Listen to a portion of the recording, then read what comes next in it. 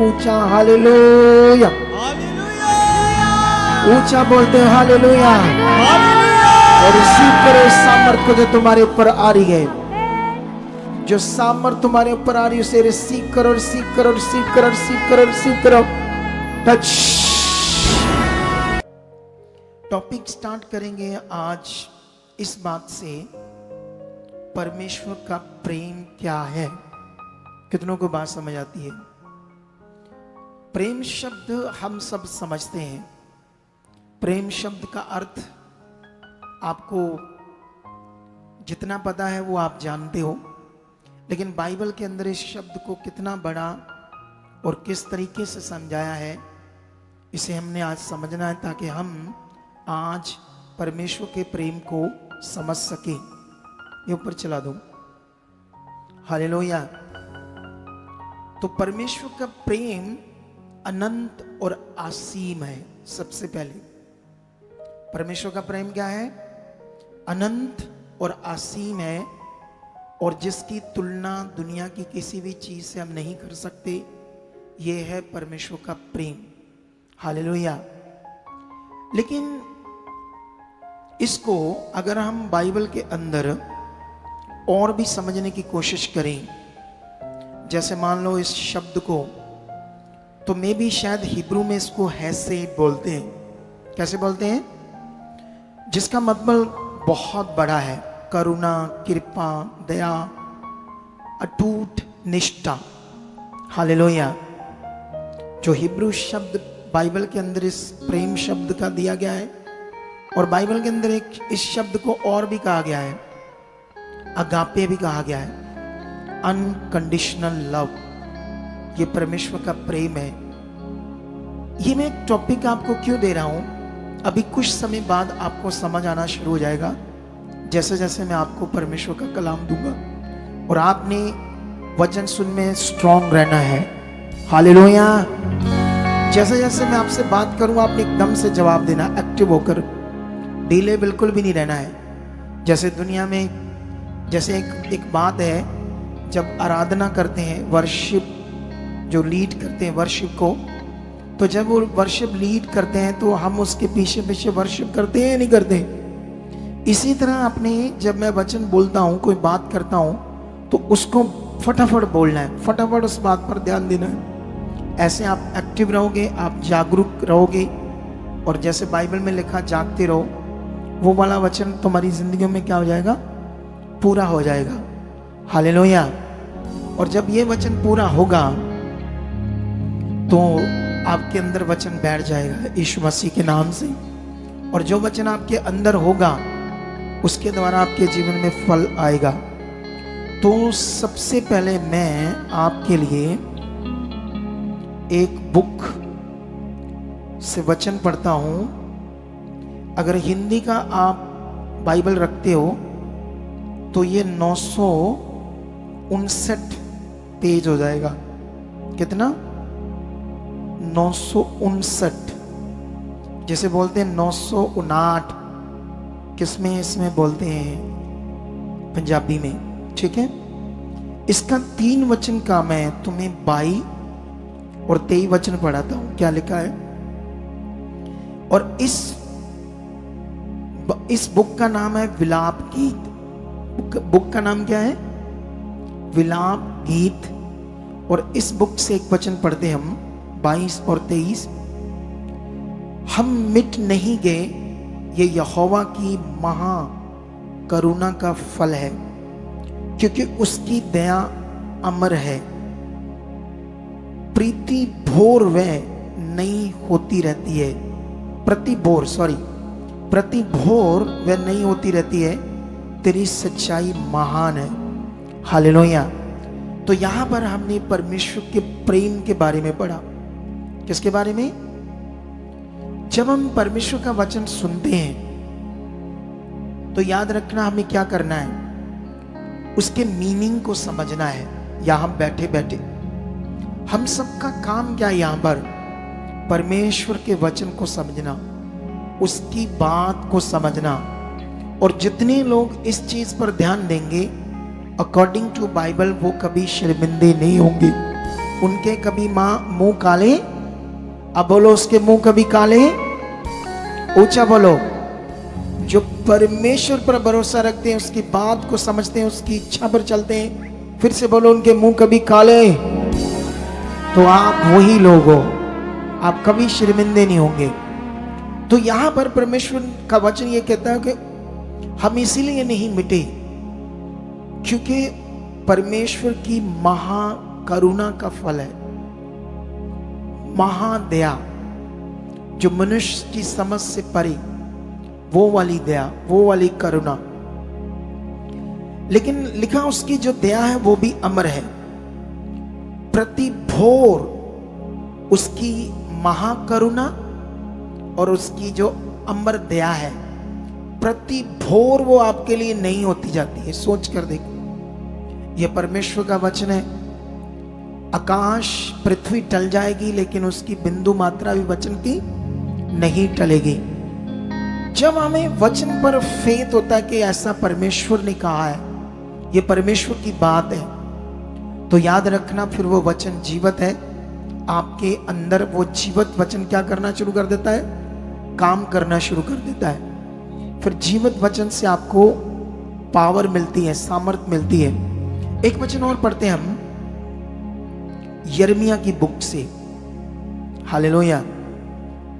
तो यिर्मयाह 31 अध्याय का एक वचन हम देखेंगे, फिर उसके बाद इन सारी बातों को एक्सप्लेन करेंगे। तो यहां पर 31 का जो 3 वचन है उसे पढ़ते हम। ऐसे लिखा है, यहोवा ने मुझे दूर से दर्शन देकर कहा है कि मैं तुझसे सदा प्रेम रखता आया हूं, इस कारण मैंने तुझ पर अपनी करुणा बनाए रखी है। परमेश्वर का यह वचन हमें यह समझा रहा है, फिर से पढ़ो। यहोवा ने मुझे दूर से दर्शन देकर कहा, मैं तुझसे सदा प्रेम रखता आया हूं, इस कारण मैंने तुझ पर अपनी करुणा बनाई रखी है। यह प्रेम मनुष्य जैसा नहीं है। मनुष्य का प्रेम कैसा है? कोई बात हो जाएगी तो बंद हो जाएगा। हालेलुया। हमें यह समझना क्यों जरूरी है परमेश्वर के प्रेम को, तभी हमारा जीवन जबरदस्त, जैसा परमेश्वर चाहता है वैसा बन जाएगा। हालेलुया। लेकिन यहां पर यिर्मयाह को दर्शन जो मिला परमेश्वर का, उससे परमेश्वर ने उससे कहा कि मैं तुझसे सदा प्रेम रखता आया हूं, सदा, हमेशा के लिए, और जो मेरी करुणा है, दया है, वो भी तुम्हारे ऊपर बनाए रखूंगा। इस वचन से हमें यह समझ आती है परमेश्वर जितना बड़ा और जितना बड़ा सामर्थ्य है, जितना वो शक्तिशाली है, उतना ही वो महान है अपनी करुणा के कारण, अपनी दया के कारण। अभी और आगे चलते हैं, एक वचन और पढ़ते हैं। ये पौलुस के द्वारा परमेश्वर को वचन मिला, वेरी पावरफुल वचन है ये। इस वचन को शायद तुम जानते हो, लेकिन आज वचन खुदा ने दिया है तो इसे मनन करना होगा अपने जीवन में।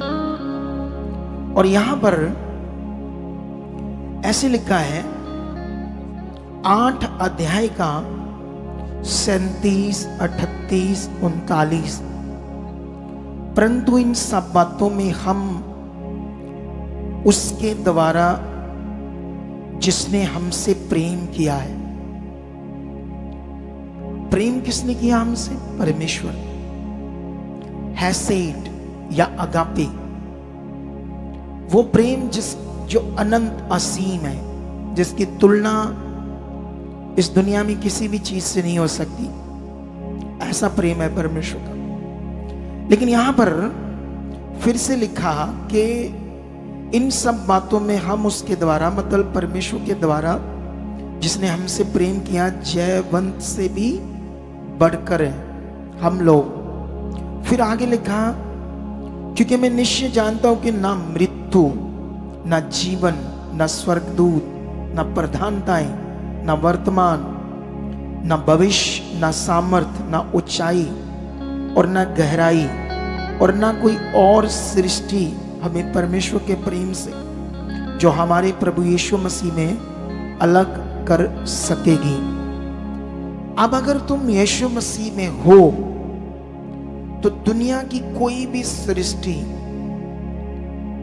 कोई भी चीज, कैसा भी हालात, किसी भी तरह का जोखम, किसी भी तरह का रोग, किसी भी तरह की बीमारी, किसी तरह की महामारी या मौत या स्वर्गदूत या कोई ऐसी गहराई, कोई भी आपको परमेश्वर के प्रेम से अलग नहीं कर सकती जब तक आपका विश्वास यीशु मसीह में है। कितनों को बात समझ आती है? ये इतने बड़े वचन हैं आपके लिए। अगर आप इन वचनों को सोचना शुरू कर दो अपने मन के अंदर, आप अपने मन के अंदर इन वचनों को रखना शुरू कर दो। जोर से बोलो हालेलुया, हाथों को उठाकर बोलो हालेलुया, बोलो यस ऐसा हो चुका है। इनको बोलो ये जो लगा रहे ना ऐसे टेप पर करके लगाओ, क्योंकि वो ऊपर से कवर तो कर रहे हैं, फ्रंट वालों को चाहिए 5-7 फुट तक। सुनो तो देखो ध्यान से, ये भी बंदा, अभी ध्यान दो, ये अभी आप लोग इधर ध्यान दो। आपने परमेश्वर के वचन को क्यों सुनना ध्यान देकर? क्योंकि जब उसकी वचन की समझ हमारे अंदर बैठेगी, ये मैनेजमेंट है ना जो हमारी, इट्स रॉन्ग। ये काम इनका पहले है। अब इनके पास इतनी बुद्धि नहीं है बेचारों के पास, क्या यहाँ करना है, आसपास क्या देखना है। अब वचन के बीच में ये डिस्टर्ब कर देंगे, क्योंकि छोटी सी बात थी ये, माइनर सी। हाथों को उठाओ परमेश्वर के लिए, बोलो धन्यवाद प्रभु, तेरे प्रेम को मैं समझ रहा हूं और निश्चित तेरा प्रेम आज मेरे जीवन में कुछ बड़ा करेगा, मेरे जीवन में कुछ बड़ी चीजें आ जाएंगी। हालेलुया।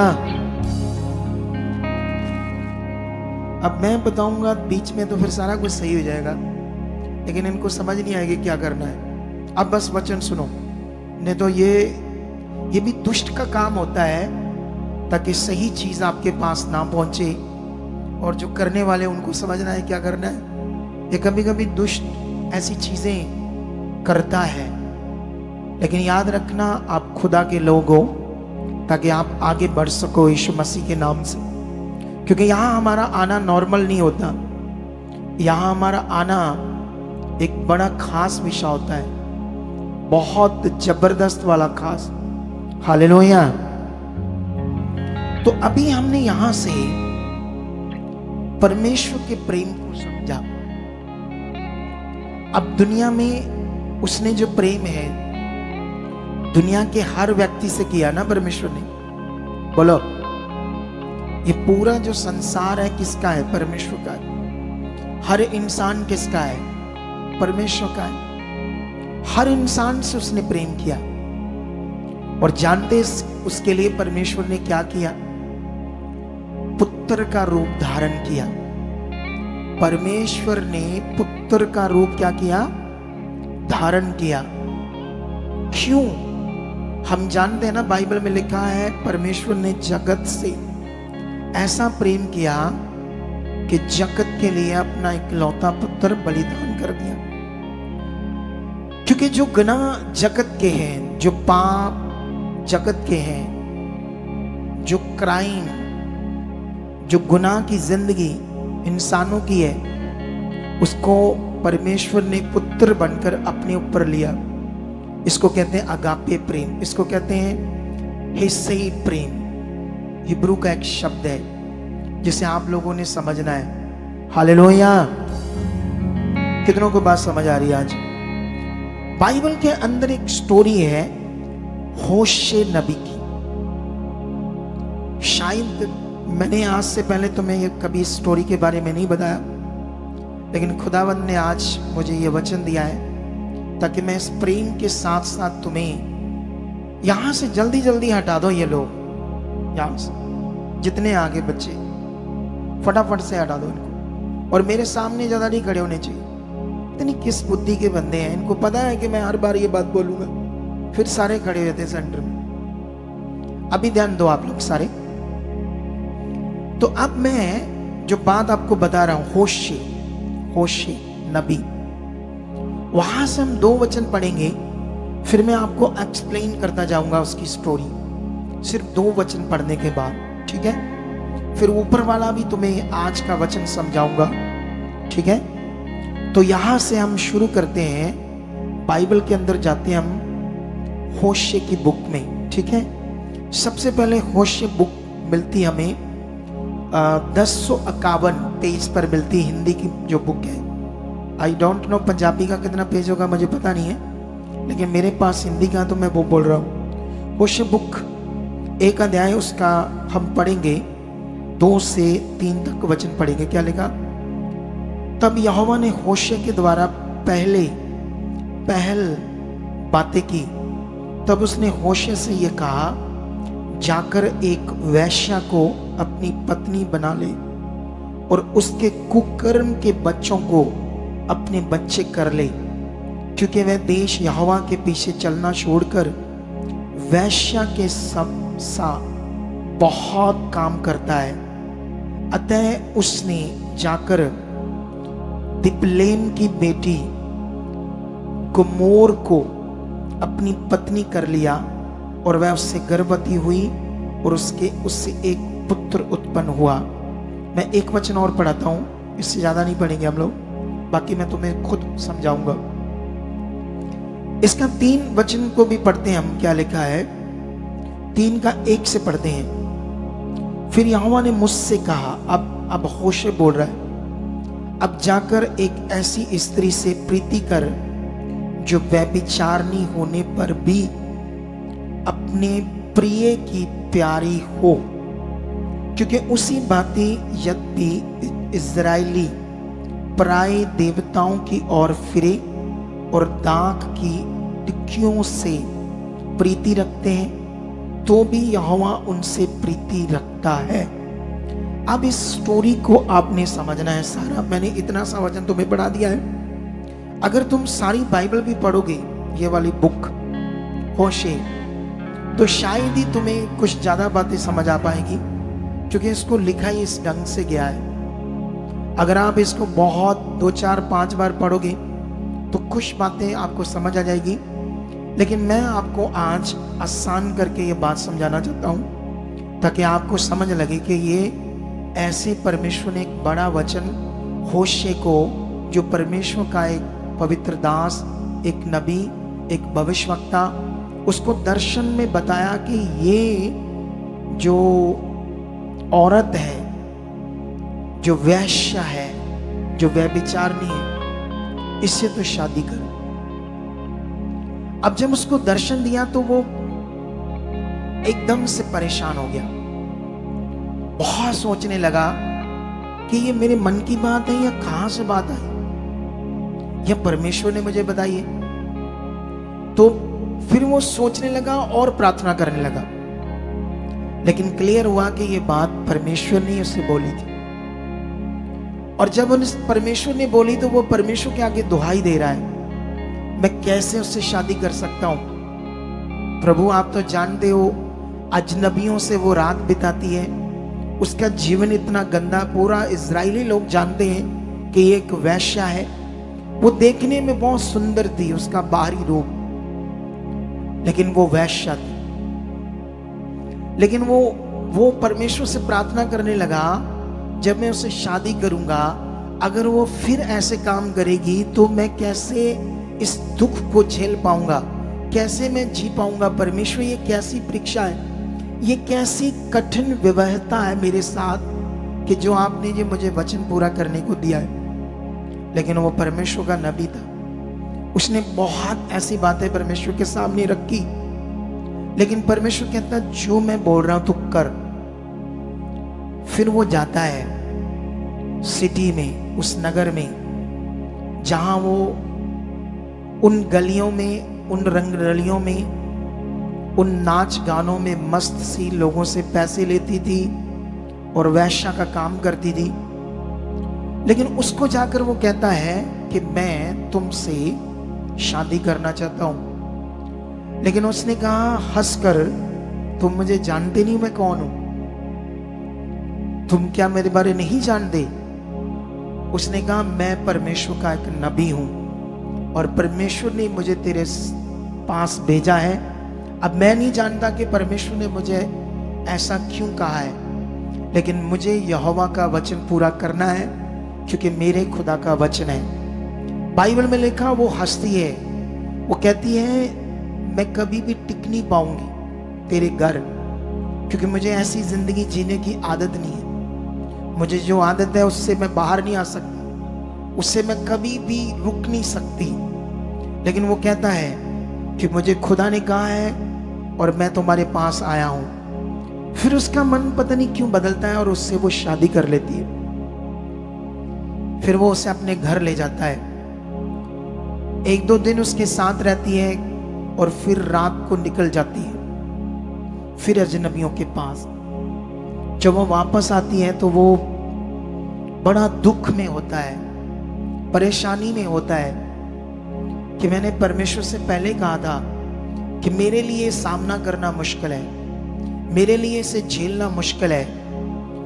और ऊपर से पूरे इजरायली लोग, खुदा को मानने वाले लोग उस नबी के विरोध में उसे ठट्ठों में उड़ा रहे हैं, उसके प्रति इतनी फुसफुस बातें कर रहे हैं, इतना गंदा सोच रहे हैं, इतने गंदे कमेंट्स कर रहे हैं, इतनी चीजें उसके खिलाफ बोल रहे हैं, इतने षड्यंत्र, इतनी चीजें। और वो परमेश्वर से कह रहा है कि परमेश्वर देख, एक तरफ तेरे लोग जो मुझे जीने नहीं दे रही, इतनी इनकी बातों को मैं सहन नहीं कर पा रहा हूं। एक जिससे तूने शादी की, मैंने पहले ही कहा था और उसने भी कहा था कि मैं ऐसा जीवन नहीं जी सकती, देख प्रभु ये क्या कर रही है। परमेश्वर से कहता है मैं जो कहता हूं तू कर, जितना भी ये गंदा जीवन जिए तू इससे प्यार कर, तू इसे अपना मान, मैं तुम्हें कहता हूं। वो कहता मेरे लिए ऐसा करना कठिन है, लेकिन परमेश्वर से कहता तू कर।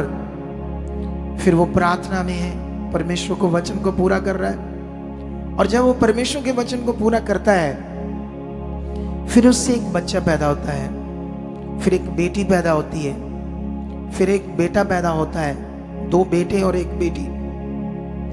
लेकिन फिर भी वो जाती है, फिर भी अब वो सोच रहा है कि इन बच्चों का क्या होगा। ये बच्चे जब सुनेंगे हमारी माँ के बारे में, दुनिया के सामने कैसे फेस करेंगे। और फिर रोकर प्रार्थना कर रहा है। और जानते हो परमेश्वर ने ये वचन उससे क्यों पूरा करने के लिए कहा? अब वो कहता है जा जाकर लोगों के बीच में प्रचार कर और इस वैश्या के जीवन को देखो। उस समय के जो लोग थे, यारोबाम का राज्य था, लोग बिगड़े हुए थे। परमेश्वर को जानते हुए भी, उसकी व्यवस्था को जानते हुए भी वो क्या चाहता है, उसे छोड़कर पत्थर मिट्टी के बनाए हुए भगवान ईश्वर उनके पीछे लग चुके थे। व्यभिचार, नशा,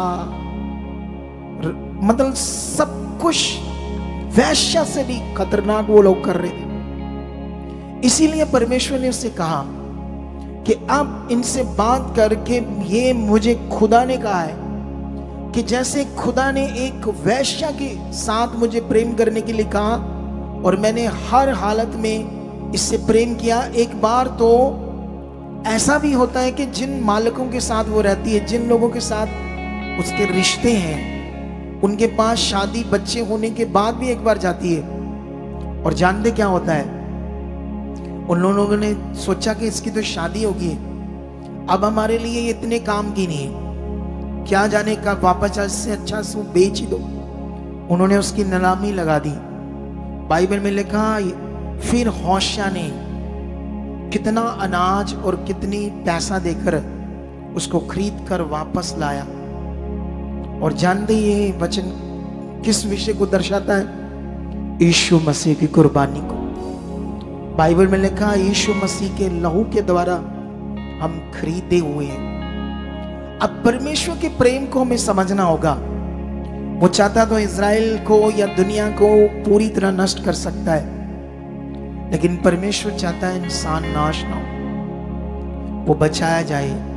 ये परमेश्वर की महाकरुणा है, ये परमेश्वर का महाप्रेम है, जो आज परमेश्वर के जो लोग हैं समझ नहीं पाते शरीर के कारण। जोर से बोलो हालेलुया, ऊंचा बोलो हालेलुया, हाथ उठाकर बोलो मैं परमेश्वर के महाप्रेम की रिस्पेक्ट करता हूं, मैं परमेश्वर के महाप्रेम को दिल की गहराइयों से इज्जत देता हूं और परमेश्वर के नाम को धन्यवाद करता हूं जिसके पास इतना बड़ा प्रेम है, इतना बड़ा प्रेम। बाइबल में लिखा है एक जगह पर, हे याकूब के घराने तुम इसलिए नष्ट नहीं हुए क्योंकि परमेश्वर का अनुग्रह और प्रेम बड़ा था। कितनों को बात समझ आती है? लेकिन बाइबल में लिखा उस समय वो इस वैश्या की तरह हो चुके थे और सिर्फ ये शादी करना, उससे प्रेम करना, परमेश्वर ने इतना बड़ा काम इसलिए उसको दिया ताकि मैं एक दृष्टांत से, एक उदाहरण से इज़राइल को समझा सकूं, अपने लोगों को मैं बता सकूं कि मेरा प्रेम कितना बड़ा है। कितनों को बात समझ आती है? आज दुनिया, संसार क्या कर रही है परमेश्वर के विरुद्ध? चेक करो। एक इस दुनिया का मालिक है, दुनिया के पास लाखों परमेश्वर है, लाखों तरह की भक्ति है, लेकिन जिसने सृष्टि रची, जो परमेश्वर है, इंसान उससे दूर है। कितनों को बात समझ आती है? उसका प्रेम बड़ा है, लेकिन आज अगर आप उसके प्रेम को जानना चाहते हो तो परमेश्वर आज तुम्हें छुएगा और तुम्हारी जिंदगी को बदलेगा अगर तुम पश्चाताप करोगे इस वचन को लेकर। क्योंकि हम सोचते हैं हम व्यभिचार तो नहीं कर रहे, हम तो कोई ऐसा पाप नहीं कर रहे, लेकिन अनाज्ञाकारी भी एक पाप है। कितनों को बात समझ आती है?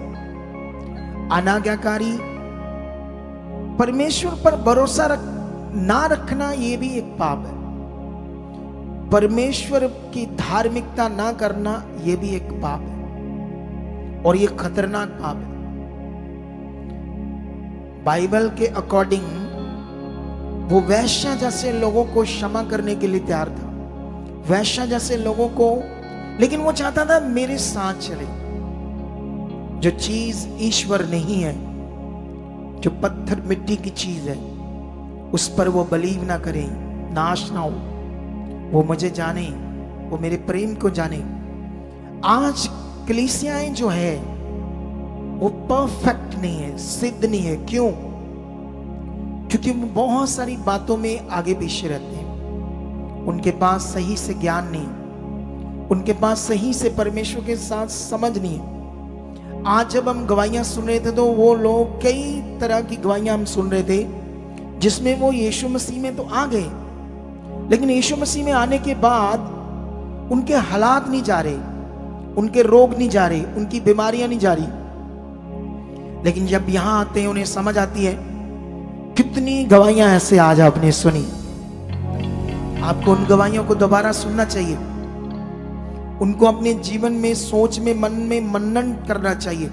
ये तेरी गवाही, ये तेरा वचन। जितना ये फोकस तुम्हारे अंदर होगा उतनी ज्यादा पावर तुम्हारे जीवन में काम करेगी। हालेलुया। जितना ज्यादा मनन तुम्हारी जिंदगी में होगा उतनी ज्यादा पावर तुम्हारी जिंदगी में काम करेगी। ये एक तरीका है परमेश्वर की सामर्थ को प्रकट करने का। बाइबल में लिखा, चेलों को जब लास्ट दिन यीशु जीवित होने के बाद 40वें दिन 40 दिन में क्या कर रहा है? यीशु चेलों से बातें कर रहा है। यरूशलेम को मत छोड़ो, पिता की उस प्रतिज्ञा के पूरे होने की वेट करो, क्योंकि यूहन्ना ने तुम्हें पानी से बपतिस्मा दिया, अब थोड़े दिनों बाद तुम पवित्र आत्मा का बपतिस्मा पाओगे। पवित्र आत्मा पाने का मतलब नया जन्म। पवित्र आत्मा पाने का मतलब अब इस दुनिया में हम पहले वाले नहीं, एक खास। लेकिन आज अगर लोगों से पूछो तुम्हारे पास पवित्र आत्मा है, तो वो कुछ तो कहेंगे नहीं है। लेकिन जो कहेंगे है, उनको पूछो तुम्हारा जीवन अब डिफरेंट है, आत्मा वाला जीवन है, तो वो सोचेंगे पता नहीं, कुछ समझ नहीं है। लेकिन यीशु मसीह ने उन्हें कहा तुम थोड़े दिनों बाद पवित्र आत्मा का बपतिस्मा मतलब पवित्र आत्मा को पाओगे, और जैसे पवित्र आत्मा पाओगे तो सामर्थ को क्या करना, प्रकट करना, आत्मिक जीवन को, आत्मा से भरे हुए जीवन को प्रकट करना। बाइबल में लिखा उन्होंने ऐसा कर दिया। आत्मा पाने के बाद यही काम हमारा है, यही काम अब हमारा है इस दुनिया में, उस नए जीवन को प्रकट करना। जब इसको प्रकट करने में हमें समझ हमारे अंदर काम कर रही है, फिर हम नॉर्मल नहीं, फिर हम खास है, फिर हमारी जिंदगी खास है, फिर आपके काम रुकेंगे नहीं, आप बढ़ते जाओगे और जबरदस्त आप बरकत पाओगे। हालेलुया। परमेश्वर का राज्य जिसमें तुम बुलाए गए वो बहुत पावरफुल है, क्योंकि यहां परमेश्वर की उपस्थिति रहती है, स्वर्गदूत काम करते हैं। लेकिन अगर हम शरीर में रह गए, पुराने जीवन में रह गए, पुरानी सोचों में रह गए, तो शायद परमेश्वर के राज्य में आकर यहां परमेश्वर की उपस्थिति हर वक्त हमारे साथ है, जहां हर वक्त उसकी प्रेजेंस हमारे साथ काम कर रही है और स्वर्गदूत काम कर रहे हैं, और सबसे बड़ा उसका पवित्र आत्मा हमारे अंदर काम कर रहा है। अगर ये सब बातें हम में वर्तमान रहे, इन बातों हमारे दिल में, दिमाग में चलती रहे, इन बातों को हम सोचते रहे, जैसे पौलुस तीमुथियुस को कहता है तू इन बातों को सोचते रहे, जो भविष्यवाणियां तेरे विखे हुई, जो बातें तुम्हें समझाई गई, जो ज्ञान तुम्हें दिया गया, कैसे तुम्हें जीना है यीशु मसीह में, कैसे तुम्हें नमूना बनना है, कैसे दूसरों के लिए आदर्श बनना है। अगर ये बातें तुम में बनी रहे, स्थिर रहे, वर्तमान रहे, इन्हीं बातों पर तू ध्यान दे, इन्हीं बातों को तू रात दिन सोचते रहे, तो तू कभी लज्जत नहीं होगा, बल्कि दूसरों के लिए भी एक नमूना ठहरेगा। जोर से बोलो हालेलुया। कितनों को बात समझ आती है? तुम इस समय परमेश्वर के राज्य में हो, उसकी उपस्थिति में हो, एक बड़े विषय में हो, एक सामर्थ तुम्हारे साथ काम करेगी। वो अटैक शैतान के, वो गंदे सपने, वो बार बार मन के अंदर नेगेटिव दिमाग में चीजें आनी और सिचुएशन सामने आनी कि ये हालात है, वो हालात है, ये बात है, ये बात है, ये इसलिए है क्योंकि हम उस वैल्यू के जीवन को नहीं जी रहे जिसमें परमेश्वर ने हमें यीशु मसीह में जो जीवन दिया, उस वैल्यू हमारे अंदर नहीं बनी हुई जो परमेश्वर ने हमारे साथ किया। कितनों को बात समझ आती है? बाइबल में लिखा तुम मसीह में नई सृष्टि हो। बाइबल में एक वचन है, तुम्हारे लिए मैं पढ़ता हूं कुलसियों की बुक से, ठीक है? बस 2 मिनट में इस वचन को आपने अपने जीवन में लेना है, ताकि इन वचनों की जो पावर है वो हमारे जीवन में काम करे। कुलसियों 1:27 में लिखा, जिन पर परमेश्वर ने प्रकट करना चाहा कि उन्हें ज्ञात हो कि अन्य जातियों में उस भेद की महिमा का मूल्य क्या है, और वह ये है कि मसीह जो महिमा की आशा है तुम में रहता है। कितनों को बात समझ आती है? तुम्हें अब तुम बुलाए गए हो, ये बात हो रही है यहां। तुम यीशु मसीह में बुलाए गए हो, और इस महिमा का मूल्य क्या है? इस महिमा का मूल्य जो मसीह में तुम बुलाए गए हो, इसका मूल्य क्या है कि जो मसीह तुम में रहता है। अब जिसे हम पवित्र आत्मा भी बोलते हैं, मसीह का आत्मा भी बोलते हैं, मसीह भी बोलते हैं, मसीह अब तुम में रहता है। और तुम्हें यह ज्ञात होना चाहिए कि परमेश्वर ने यह प्रकट करना चाहा अब तुम्हारे लिए, ये परमेश्वर ने प्रकट कर दिया है मसीह में कि उस विषय का मूल्य क्या है कि मसीह तुम में रहता है।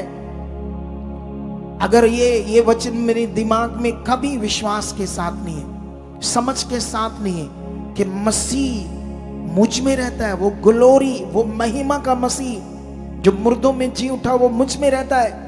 और परमेश्वर ने इस चीज को, इस विषय को इसलिए पूरा किया है ताकि हमें ये ज्ञान हो कि इसका मूल्य क्या है। हम परमेश्वर की बात को जब तक विश्वास से नहीं लेते, जब तक उस पर भरोसा रखकर उसे उसी तरह जैसे परमेश्वर बात करता है उस तरह से अपने जीवन में नहीं मानते, तो उस वचन की कोई भी पावर हम देख नहीं पाएंगे। यही प्रॉब्लम कलीसियाओं में, मंडलीज में होती है कि मंडली के लोग जो होते हैं वो वचन की जो पावर है, जो परमेश्वर के मुंह से निकला हुआ वचन है, उसकी समझ से नहीं चल रही। और जिस दिन तुम समझ से चलना शुरू कर दोगे, तुम अपने आप को एक पावरफुल मनुष्य देखोगे, एक खास देखोगे। तुम्हारी जिंदगी ढीली नहीं होगी, खास होगी, खास, स्पेशल, जैसे वचन में लिखा गया। तुम्हारा काम सिचुएशन को नहीं देखना है, उसके वायदों को देखना है। जैसे अब्राहम ने देखा, अब्राहम के सामने खतरनाक निराशा थी, लेकिन उसके सामने परमेश्वर का वायदा था और वो जानता था कि जिसने वादा किया वो सच्चा है। उसने वायदे को याद रखा, उसने उस प्रतिज्ञा को याद रखा जिसने ये कहा, जिसने ये वचन कहा। आज वो तुमसे बात कर रहा है, उसका प्यार महाकरुणामय है, इसीलिए ये संसार नष्ट नहीं हो रहा। जितना दुनिया में पाप बढ़ चुका है, जितने लोग स्वार्थी हो चुके हैं, जितने लोग मतबली हो चुके हैं इस दुनिया में, और सब कुछ रॉन्ग कर रहे हैं और दब रहे हैं पाप के नीचे, शैतान की बुद्धि के नीचे दब रहे हैं दुनिया के लोग। अब तक तो दुनिया नष्ट हो जाती, लेकिन ये परमेश्वर की महाकरुणा है और वो चाहता है वो बचाए जाएं। वो चाहता है तुम्हारे द्वारा उनके पास सुसमाचार जाए, वो चाहता है उनको मेरा प्रेम समझ आ जाए। जो इज़राइल को वो नाश नहीं करना चाहता था, इसीलिए इतना बड़ा कार्य उसने होशे को दिया ताकि होशे ये समझ, होशे के लिए कठिन था, लेकिन परमेश्वर उनको, परमेश्वर की आत्मिक वचन बात उन लोगों को समझ नहीं आ रही थी। ये दृष्टांत जो उनके सामने था ये बड़ा समझ आया। बाइबल कहती है उसके बाद उसकी वाइफ को भी परमेश्वर छूता है, वो भी बदल जाती है और एक दिन पवित्र जिंदगी अपने पति के साथ जीती है। और इज़राइल ये सारा दृष्टांत देखकर मन फिराता है और परमेश्वर का प्रेम उन पर बना रहता है, इसलिए ताकि वो बचाए जाए, इसलिए ताकि वो ऊंचे किए जाए, इसलिए ताकि तुम्हारे घराने ब्लेस हो जाए, इसलिए कि तुम्हारे घर में कोई भी मनुष्य नाश ना हो जो परमेश्वर से दूर है। तुम्हें उसके प्रेम को आज से समझना है और आगे बढ़ना है। कितनों को बात समझ आती है?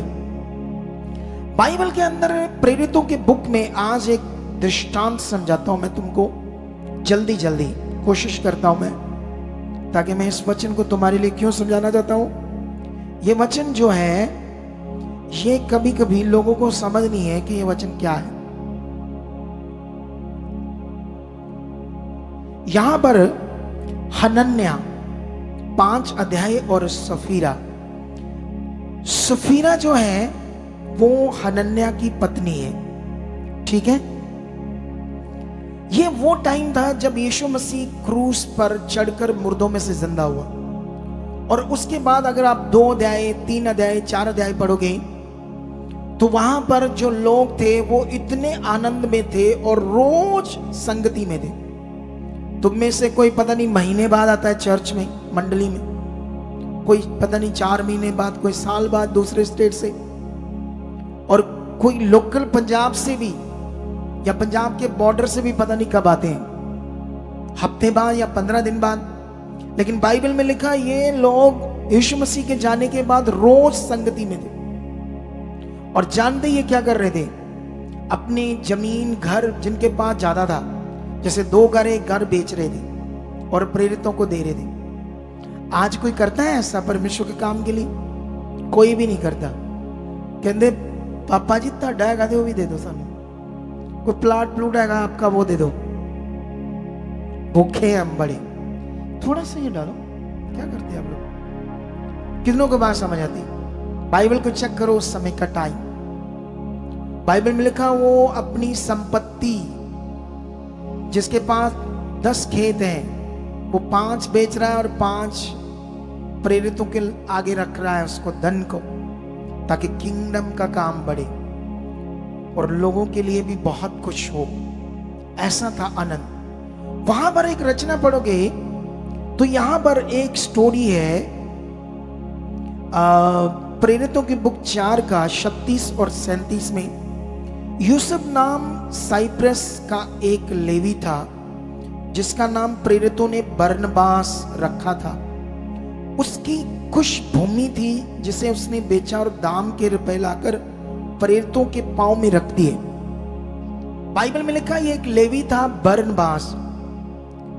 ये परमेश्वर से इतना प्रेम करने लगा, इतना प्रेम करने लगा, और इसका काम भी लेवी का था, प्रेरितों के साथ याजक का काम, लेवी का काम।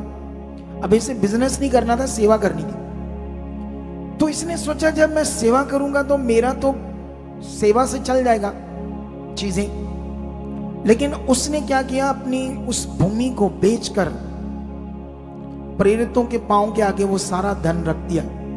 और मंडली ने जब कलीसिया ने देखा तो बहुत तालियां बजाई, स्वागत किया, और बहुत रुतबा और नाम बना बरनबास का कलीसिया में। कितनों को बात समझ आती है?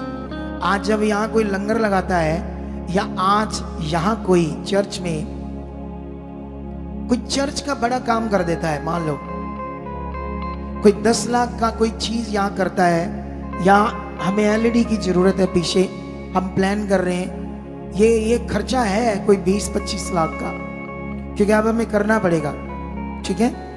अगर कोई एक जन ये करता है मान लो, तो उसकी प्रशंसा कैसे होगी आप बताओ? होगी या नहीं होगी? आप बताओ, होगी या नहीं होगी? होगी ना। अगर कोई अपने खेत दे दे प्रभु के नाम पर 2-4 कि यहां अपना संगति करो, तो उस बंदे की नाम तो आएगा। तो इतना बड़ा धन जब इसने दिया तो बहुत रुतबा, लोग बहुत उनका ऐसे रिस्पेक्ट करने लगे बरनबास की, कि वाह कितना अच्छा काम किया इसने, कितना बड़ा इसके पास दिल है परमेश्वर के लिए। एक रुतबा सा बन गया। और यही रुतबा जब हनन्याह और सफीरा ने देखा तो इनकी भी जमीन थी, और इनके दिमाग में भी ये आया, क्यों ना हम भी ये काम करें, लोग हमें भी कहें वाह क्या रुतबा है, वाह क्या दिल है। इनके दिमाग में भी ये बात आई। कितनों को बात समझ आती है? और आप जानते हो ना, बाइबल में लिखा जो महिमा, जो ग्लोरी खुदा तुम्हें देगा वो तुम्हारा बचाव होगा। जो ग्लोरी, जो महिमा मुफ्त या ऐसे शारीरिक बुद्धि से जो अपनी महिमा करवाना चाहता है या महिमा चाहता है, वो फंस जाएगा शैतान की जुक्ति में, वो दुष्ट की जुक्ति में फंस जाएगा। बाइबल में यहां पर जब तुम पढ़ोगे तो इन लोगों ने जमीन बेची, और जमीन बेचने के बाद पहले तो उसका जमीन बेचने के बाद वो हनन्याह अपनी पत्नी के साथ बैठता है, कहता है ये बात तुम्हें और सिर्फ मुझे पता है कि हमने ये जमीन कितने की बेची है, इसलिए एक प्लान है, एक स्टोरी है। किसी को क्या पता चलेगा कितने की बेची है? तो हम ऐसा करते हैं, इसका एक भाग प्रेरितों के पांव पर जाकर रखेंगे और बाकी सारा धन हम अपने पास रखेंगे और अच्छे से उस धन के साथ जिएंगे और किसी को पता भी नहीं चलेगा और बड़ा रुतबा मिलेगा हमें, बड़ी प्रशंसा होगी जैसे हनन्याह की हो रही है। और तू जैसे मैं बोलूं तुमने वैसे ही बोलना। जब मैं जाकर चेलों के पांव में ये धन रखूंगा और ऐसे मैं बात करूंगा कि ये हमने इतने की बेची, और जब तुमसे अगर वो पूछे कभी कोई तो तुमने सेम बात करनी है। लेकिन हनन्याह डर भी रही थी कि ये सही नहीं है। सोचा हनन्याह नहीं, उसकी वाइफ सफीरा, उसके दिमाग में आ रहा था ये रॉन्ग है। लेकिन याद रखना उसके बाद क्या होता है, पत्नी है तो मान जाती है। उसके बाद क्या होता है, वो अगले दिन सुबह उठता है, तैयार होता है और मंडली में जाने के लिए चेलों के पास पहुंच जाता है। सब मंडली बैठी है और वहां पर वो क्या करता है, उस धन को रखकर, प्रेरितों को जब धन रखता है और जैसे ही रखता है तो पतरस खुश नहीं होता, क्योंकि पवित्र आत्मा उससे बात कर रहा है। क्योंकि वो तो जिस सोच से आया वो सोच पतरस को पवित्र आत्मा ने बता दी। सब लोग तो बहुत खुश हो रहे उसके इस काम से, मंडली। लेकिन याद रखना पतरस को आत्मा क्या कहता है, ऐसे लिखा है 4 में लिखा, जब तक वे तेरे पास रही तेरी भूमि। सबसे पहले कहता है पतरस 3 में, पतरस ने कहा, हे हनन्या, शैतान ने तेरे मन में ये बात क्यों डाली कि तू पवित्र आत्मा से झूठ बोले?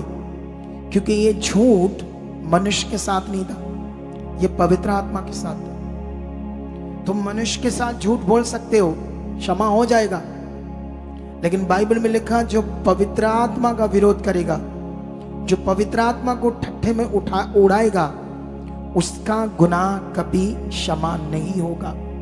कितनों को बात समझ आती? लेकिन उसने कहा, ये शैतान ने तेरे मन में ये बात क्यों डाली कि तू पवित्र आत्मा से झूठ बोले? भूमि के दाम में से कुछ रख ले, मतलब जैसे 50% ले आया और 50% अपने पास रख लिया। जब तक वह तेरे पास रही क्या तेरी ना थी? और जब बिक गई तो क्या तेरे वश में ना थी? तूने ये बात अपने मन में क्यों विचारी? तो मनुष्यों से नहीं परंतु परमेश्वर से झूठ बोला है। ये बातें सुनते ही हनन्या गिर पड़ा और प्राण छोड़ दिए, और सब सुनने वालों पर बड़ा बहस आ गया।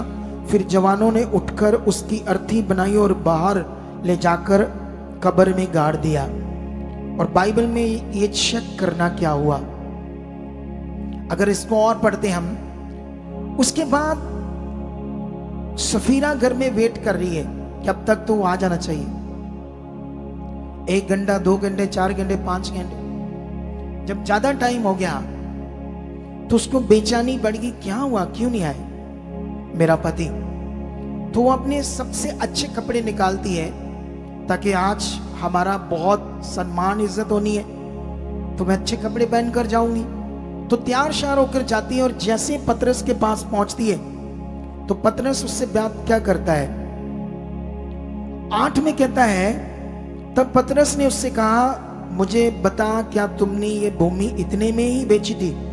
उसने कहा, हाँ इतने में ही, जैसे प्लान किया था। पतरस ने उससे कहा, ये बात क्या बात है कि तुम दोनों ने प्रभु के आत्मा की परीक्षा के लिए एका किया है। देख तेरे पति के गढ़ने वाले द्वार ही पर खड़े हैं और तुझे भी बाहर ले जाएंगे। तब वह तुरंत उसके पांव पर गिर पड़ी और प्राण छोड़ दिए, और जवानों ने भीतर आकर उसे मरा पाया और उसे बाहर ले जाकर उसके पति के पास गाड़ दिया।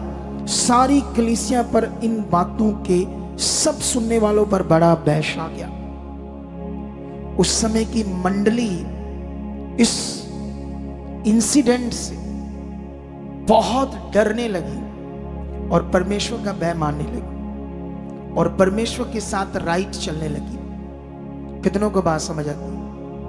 क्योंकि जब तुम भी परमेश्वर के साथ झूठ बोलते हो, मनुष्यों के साथ बोल सकते हो, लेकिन तुम क्यों, बाइबल में लिखा था, परमेश्वर ने मलाकी में याकूब के घराने को ऐसे क्यों कहा कि तुम चोर हो, ठग हो, दुश्मन के विषय में? कितनों को बात समझ आती? परमेश्वर जिसने सोना बनाया, हीरे बनाया, आसमान बनाया, सूरज बनाया, उसको क्या दे सकते हैं हम? लेकिन उसके लॉ, उसके कानून, उस पर एक तो टेस्ट है हमारा, हमारे विश्वास का, कि हम उसके वचन को, उसकी आज्ञा को किस दिल से मानते हैं। कितनों को बात समझ आती? परमेश्वर के सामने आपका एक टेस्ट होता है कि उसके वचन को, उसकी आज्ञा को आप कितना दर्जा देते हो, किस दिल से मानते हो। ये जीवन बड़ा अनमोल है हमारे पास। इन वचनों से हमें क्या समझ आती है? एक झूठी प्रशंसा, रुतबा पाने के लिए उन्होंने पवित्र आत्मा के विरुद्ध पाप किया। उनको जरूरत नहीं थी ये काम करने की, बोलो, उनको ये पैसा देने की भी जरूरत नहीं थी, सिर्फ झूठी प्रशंसा के लिए। अगर वो आकर सही से बात करते कि हमने इतना पैसा का ये बेचा है अपना जमीन, और हमने सलाह की कि हम आधा पैसा आपको प्रभु के काम के लिए देते हैं, तो परमेश्वर खुश रहता है इससे भी, और अभी जीवित रहते वो दोनों भी, और वो भी परमेश्वर के कार्य में बढ़ते। इसी तरह कुछ लोग अपनी बुद्धि लगाकर फंस जाते हैं। इसी तरह ही कुछ लोग परमेश्वर के विरुद्ध पाप करते हैं और फंस जाते हैं, और अपनी अच्छी जिंदगी जो परमेश्वर ने उन्हें दी है, जो अब तुम्हें चुना है। लेकिन मुझे कुछ वचन पढ़ाने थे आपको जल्दी जल्दी। ये एक वचन मैंने पढ़ाना है आपको आज। मैं सोच रहा हूं कभी लंबा ना हो जाए आज ज्यादा, वैसे तो ठीक है, टाइम हम कवर कर सकते हैं। 139 का वचन है, 23 और 24 वचन क्या लिखा है? हे परमेश्वर, मुझे जांच कर जान ले, मुझे परख कर मेरी चिंताओं को जान ले, और देख के मुझ में कोई बुरी चाल है कि नहीं, और अनंत मार्ग में मेरी अगुवाई कर। ये वचन को आपने याद रखना है। हे परमेश्वर, मुझे जांच कर जान ले, और मुझे परख कर मेरी चिंताओं को जान ले, और देख के मुझ में कोई बुरी चाल है कि नहीं, और अनंत मार्ग में मेरी अगुवाई कर। एक वचन ये है, और एक वचन है आपको मैं पढ़ाता हूं, पहला यूहन्ना। वैसे तो मैं चाहता था ना पढ़ाऊं, लेकिन आत्मा कहता पढ़ाओ, ठीक है। पहला यूहन्ना की बुक में ये 1 का 9 वचन है, यदि हम अपने पापों को मान ले तो वह हमारे पापों को क्षमा करने और हमें सब अधर्म से शुद्ध करने में विश्वास योग्य और धर्मी है। इंसान गलतियां करता है, लेकिन खुदा माफ करता है और हमें जीवन देता है।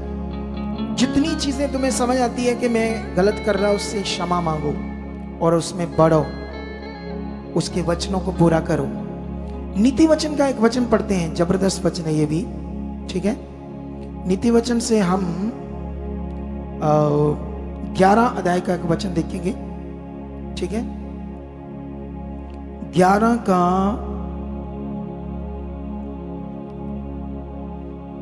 3 वचन, 11 का 3। सीधे लोग अपनी खराई से अगुवाई पाते हैं, परंतु विश्वासघाती अपने कपट से नष्ट होते हैं। ये वचन हमारे लिए। सीधे लोग कौन? जो परमेश्वर के साथ बड़े वफादार हैं, उस पर भरोसा रखते हैं, उसके वचन, प्रेर, आज्ञाएं, सेवा भावना, बीज बोना, सब बातों में खड़े हैं परमेश्वर के साथ। वो सीधे लोग हैं, अपनी खराई में अगुवाई पाते हैं, परंतु विश्वासघाती अपने कपट से नष्ट होते हैं। विश्वासघाती क्या होते हैं? जो सुनना उसे ना करना। अगर आज आप इन वचनों को पकड़ रहे हो तो मेरा विश्वास है आपकी जिंदगी में आज बड़े काम होंगे। जो परमेश्वर का बड़ा प्रेम है जो होशे के द्वारा उसने प्रकट किया और दिखाया कि मैं इज़राइल को नाश नहीं करना चाहता, इज़राइल को मैं बचाना चाहता हूं। परमेश्वर किसी को भी नहीं नाश करना चाहता, परमेश्वर हर एक को जीवन देना चाहता है। कितनों को बात समझ आती है? हालेलुया। क्या देना चाहता है परमेश्वर? हर एक को जीवन देना चाहता है वो। इसीलिए ये वचन आज परमेश्वर ने आपको दिया है। परमेश्वर चाहता है कि मेरे साथ प्रेम करो। आप जानते हो एक व्यवस्थापक ने, जो बाइबल का एक बड़ा टीचर था, यीशु मसीह को आकर क्वेश्चन किया कि व्यवस्था में सबसे बड़ी और मुख्य आज्ञा कौन सी है? तो यीशु मसीह ने उसे कहा, तुम कैसे व्यवस्था पढ़ते हो, क्या तुम नहीं जानते?